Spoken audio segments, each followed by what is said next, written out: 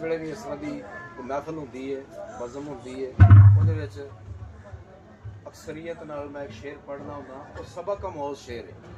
ਕੋਈ ਇਹ ਨਾ ਸੋਚੇ ਕਿ ਬਈ ਸਾਡੇ ਮਸਲਕ ਦੇ ਖਿਲਾਫ ਹੈ ਜਾਂ ਸਾਡੀ ਸ਼ਾਨ ਦੇ ਖਿਲਾਫ ਹੈ। ਇਹ ਸ਼ੇਰ ਹਰ ਉਸ ਬੰਦੇ ਵਾਸਤੇ ਹੈ ਜਿਹਦੇ ਮਾਂ-ਬਾਪ ਜ਼ਿੰਦਾ ਨੇ ਦੁਨੀਆ ਔਰ माँ-बाप की खिदमत करना एक बड़ी वड्डी इबादत है। सब इबादतों तो अफसल इबादत है। तो मैं अक्सर शेर विच कहना कि माँ-बाप की जिंदियां जिंदियां खिदमत कर लो। बाद विच तो सारे मुहब्बत का इजहार करते हैं, लेकिन ज़्यादा फायदा तां है जो बंदा जिंदियां करे।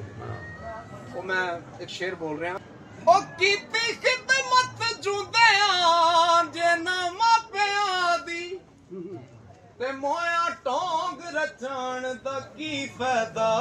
सुभान अल्लाह। पहला कोल बैके दुखड़ा फुलिया नहीं, पिछों रोण कर लाउण दा की फायदा।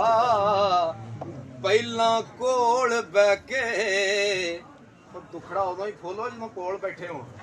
पहला कोल बैके दुखड़ा फुलिया नहीं, पिछों रोण कर लाउण दा की फायदा।